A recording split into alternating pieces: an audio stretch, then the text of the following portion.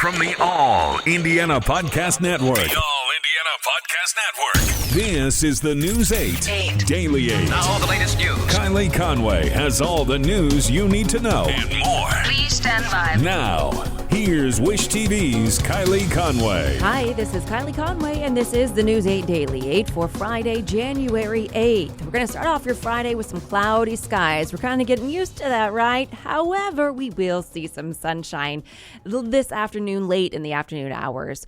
Even with some sunshine returning, they got a cooler day on tap. Highs will only top out in the low to mid 30s today. A United States Capitol police officer has died from injuries suffered in the riot at the Capitol building. Police say Officer Brian Sicknick died at the hospital last night. They say he was injured while engaging with protesters and collapsed when he returned to his division office. The House Appropriations Committee chairs released a statement following the death. The lawmakers expressed heartbreak, saying also, this tragic loss should remind all of us of the bravery of the law enforcement officers who protected us, our colleagues, congressional staff, the press corps, and other essential workers. And federal officials are looking for whoever placed the pipe bombs outside both the Democratic and Republican National Committee offices. The FBI actually released a photo of the person they think did it, wearing a hooded sweatshirt and a mask. You can find that on our website, wishtv.com, if you'd like to take a look and send it maybe to somebody who might have been there or in that area. The agency is offering a $50,000 reward for information on that person. And also, D.C. police are trying to track down people they want to talk to about the violence. The department posted some surveillance videos that were taken inside the Capitol on its website. Police describe the suspects as persons of interest in unrest-related offenses. President Trump addressed the nation condemning the violence, saying there will be a peaceful and orderly transition. The announcement on Twitter came as several cabinet members resigned after Wednesday's violence. John Lawrence explains who is out and why some members of both parties are calling for the removal of the president. There's a new fence being erected at the Capitol. But it won't block out the memory of what happened Wednesday. It certainly was a dark day for our democracy. The day after inciting the crowd that stormed the Capitol, President Donald Trump denounced the rioters in a taped speech. To those who engaged in the acts of violence and destruction, you do not represent our country. House Speaker Nancy Pelosi and Senate Democratic leader Chuck Schumer are calling on Vice President Mike Pence to invoke the 25th Amendment, which could remove the president from office. We are in a very difficult place in our country as long as Donald Trump still sits in the White House. Adam Kinzinger was the first Republican House member to publicly support the idea. The president has become unmoored, not just from his duty, nor even his oath, but from reality itself. As the remainder of Trump's tenure is discussed, some members of the administration are resigning, including Education Secretary Betsy DeVos, Transportation Secretary Elaine Chao, and former White House Chief of Staff Mick Mulvaney, who was serving as a special envoy to Northern Ireland. I can't do it. I can't stay. Those who choose to stay, and I have talked to a couple of them, are choosing to stay because they are concerned that the president might put someone in to replace them that could make things even worse. I'm John Lawrence reporting. More than 40 professors in Indiana have joined a group of more than 1,400 professors nationwide calling for impeachment or use of the 25th Amendment. They signed an open letter to Congress, Vice President Mike Pence, and the Trump cabinet. Dan Klein reports that some of the professors have even been threatened. One political science professor at IU declined to talk to me because of those threats over both the phone and in emails, but others hope their names can lend credibility to the conversation.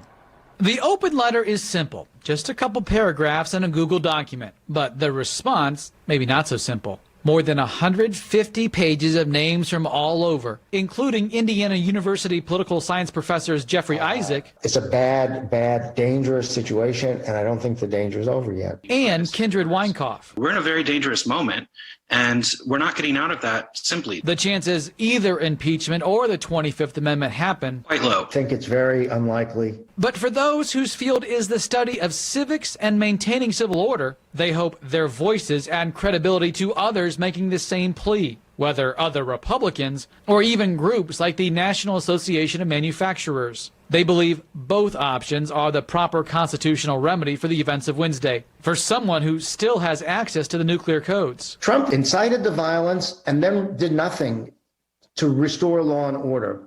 I think that he poses a danger to democracy. I think there's a real danger about what he might do. Even though 13 days seems like not very long time, when we get into constitutional crises, when we get into civil disorder, that's actually quite a long time. I think that a message needs to be sent for future presidents. Because Weinkauf says the next time there might be a lot longer left on a term than 13 days. He would favor the 25th Amendment be used, giving Republicans a chance to take the first step. Therefore, something that could potentially unify the country and move us back onto a more stable trajectory. Stability and careful thoughts being two things these political scientists are particularly interested in. And I would really ask for anybody who has supported the president up till now, especially this week, to really reflect on what this would look like to them if the position was reversed. As for the importance of the letter itself, perhaps a surprising answer. I don't really think the letter is that important. I think it's important to stand for what you believe in. I think we are responsible professionals. The point of this letter was not to advocate on behalf of any policies, was to advocate on behalf of the Constitution. When that becomes a radical thing to do, we're in trouble.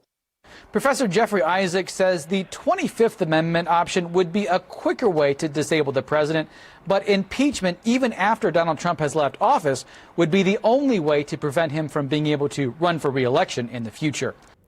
That was Dan Klein reporting. A new study suggests Pfizer's COVID-19 vaccine is effective against highly contagious variants of the virus. Pfizer worked with researchers at the University of Texas for the study. Researchers say they took blood from 20 people who received the vaccine and examined the blood's antibodies. According to the study, the antibodies successfully fought off the virus. Additional experts still need to review that study. Healthcare workers at Franciscan Health will get their second shot of Pfizer's coronavirus vaccine today. They got their first dose last month. The director of emergency medical services is set to get the shot at 7 o'clock this morning.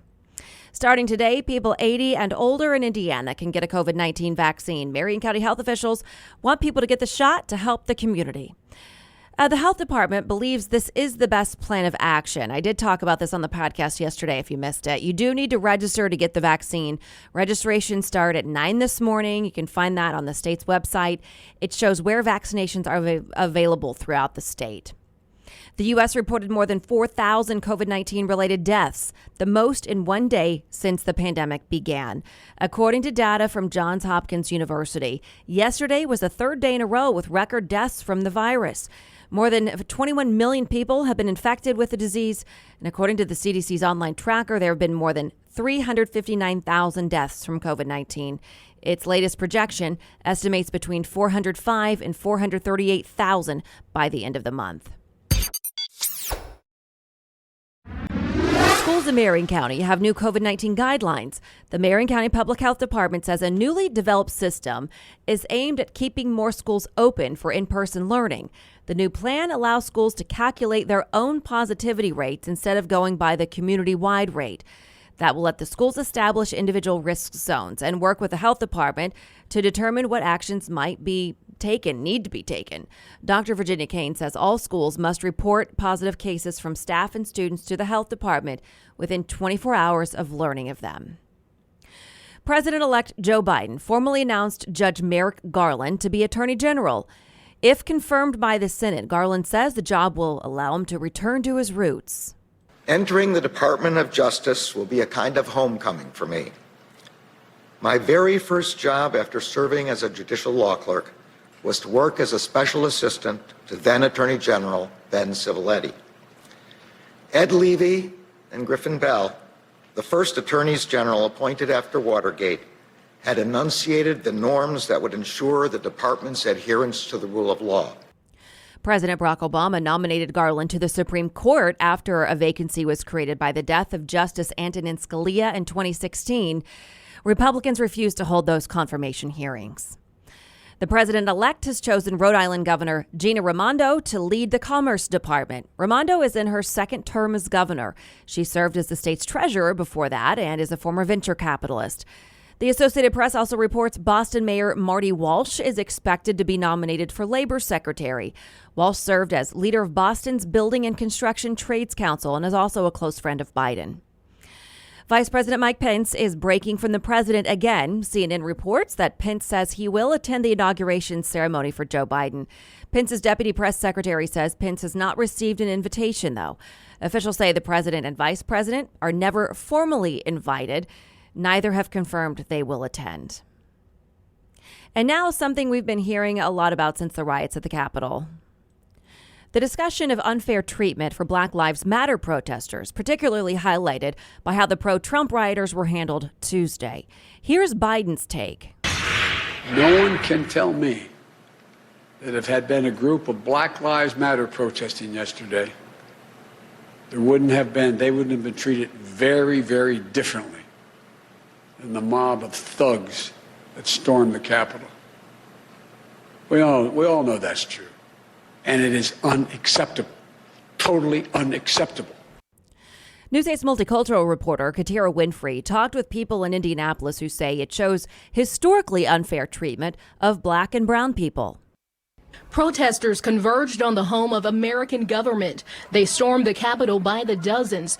Even with lawmakers hunkered down for safety and police around, many roamed freely. This summer when we had protests around Black Lives Matter, how law enforcement treated those from the Black community. When major events like this happen, Reverend Charles Harrison with Indy's 10-Point Coalition says it's easy to find the similarities, but the differences also stand out, particularly as it relates to police action or inaction. All of us was stunned and shocked by what we saw yesterday, but when you started watching how people were being treated, you could not help but to make the comparison. In Indianapolis, some of the peaceful protests calling for racial justice were answered with massive police presence.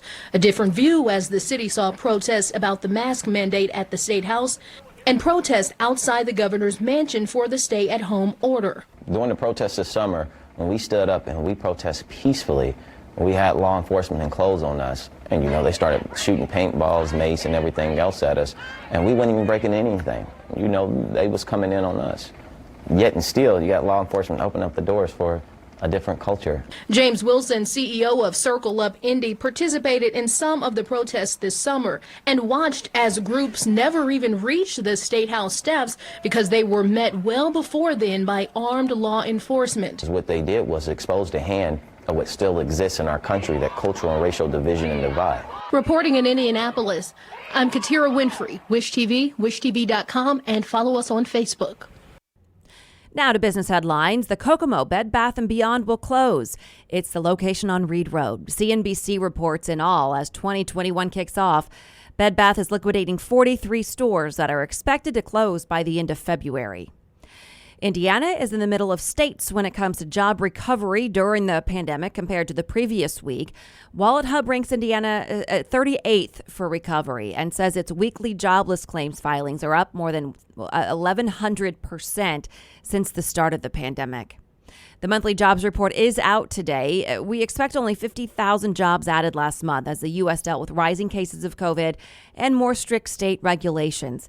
The unemployment rate likely rose to 6.8%. Service sector jobs like restaurants and bars are expected to bear the brunt of the job losses in December.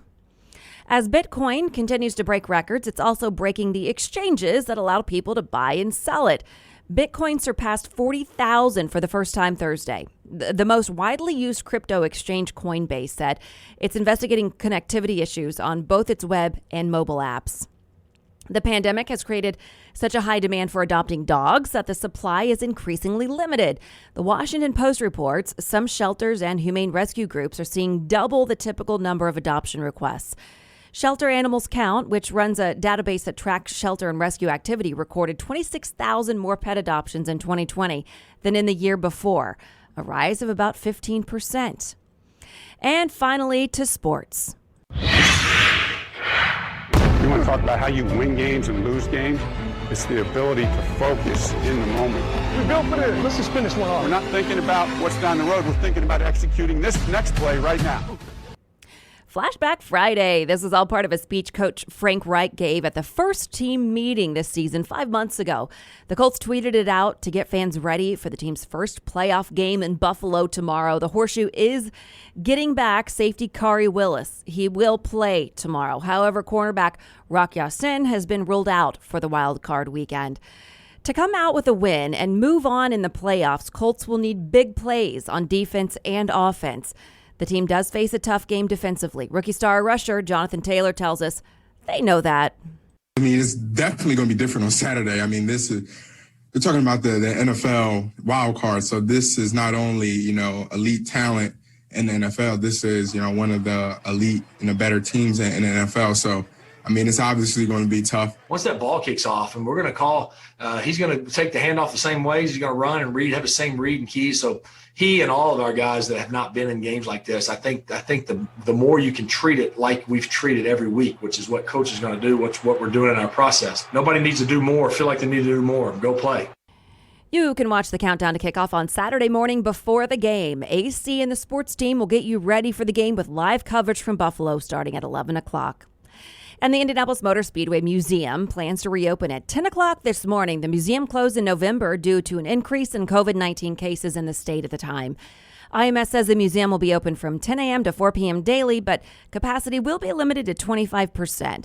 According to a press release from the museum, the Basement in 30 and Kiss the Bricks tours also resume today. This has been your News 8 Daily 8 for Wish TV. I'm Kylie Conway, online at wishtv.com, and follow us on Facebook when you search Wish TV. Check out more podcasts from the All Indiana Podcast Network now at allindianapodcastnetwork.com. allindianapodcastnetwork.com.